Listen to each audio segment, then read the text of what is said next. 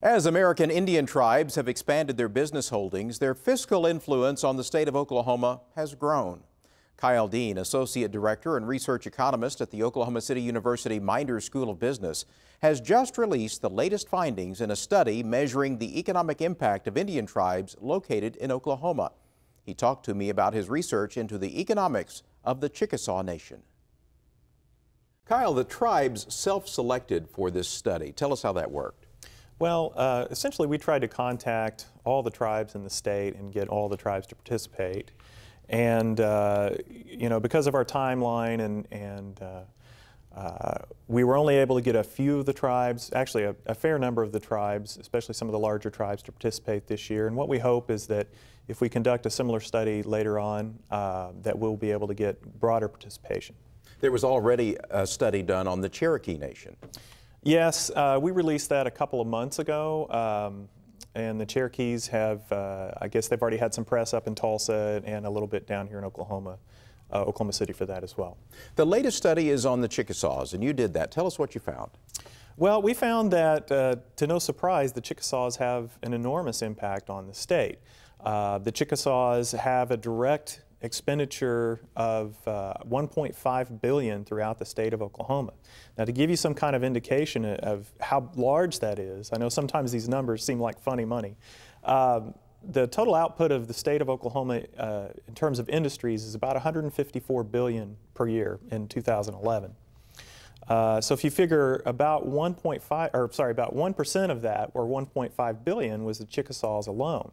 Now, by the time you take into account all of the expenditures that their supporting industries and other industries that support the Chickasaw Nation spend, it turns out to be about $2.4 billion in total output that's attributable to the Chickasaw Nation.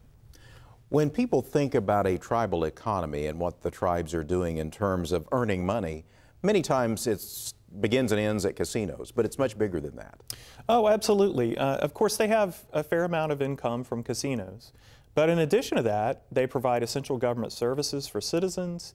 They have other manufacturing facilities. They provide other hospitality and leisure activities, not only to their citizens, but to citizens within the state of Oklahoma. And they export, obviously, some of these services to other states. What stands out to you specifically about the Chickasaw Nation and the research you did? Just how broad they are and how important they are to the Oklahoma economy.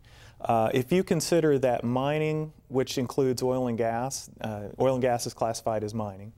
The mining industry within the state of Oklahoma provides roughly 10% of the total output, or about between $15 and $16 billion. Now consider the Chickasaw Nation, who directly support $1.5 billion within the state. The Chickasaw Nation is essentially 10% the size of the mining output for the state of Oklahoma directly, and again they support overall about $2.4 billion in output. And the economic impact extends beyond the members of the tribe. Absolutely. Again, that $1.5 billion is in direct expenditure. The additional $0.9 billion is going to be other industries that provide services to the Chickasaw Nation. For instance, when they have casinos, they have to buy security gear, or they have to buy products to support all of their leisure activities, if you will. Those expenditures come from other companies within the state of Oklahoma, and they employ non-citizens in their tribes, or in their casinos and other activities as well. This is still early in your process of examining the tribal impact, but what does the research tell you already about the impact of tribes in Oklahoma? Well, it tells me that the tribes and the state have a long history together. We started out, we almost had two states. We almost had the state of Sequoia and the state of Oklahoma. And certainly the importance of the tribes and the state of Oklahoma and the partnership has not changed. If anything, the tribes have become an even larger part of the state economy, and that they will be very important going forward. How will these results be used? That's up to the tribes. We're going to release individual reports to the tribes of their specific impacts, and they may use those however they want. And we will follow those individual reports up with an overall total Native American impact on the state, which will include all tribal members. Is there a message for the state of Oklahoma in all of this? This is commissioned by the tribes to learn more about the tribes, and they had to do it by their own choice. Does the state of Oklahoma learn something from this, the broader state? Absolutely. I think a lot of Oklahomans, you know, a lot of us have Native American blood in us. A lot of us have neighbors who are Native Americans. But at the same time, we don't necessarily understand the relationship between the state and the individual tribes. And I think what this does is it puts into perspective the relationship that we have with the tribes and how important they are to us in our economy. Kyle Dean from Oklahoma City University, thanks for joining us. Thank you.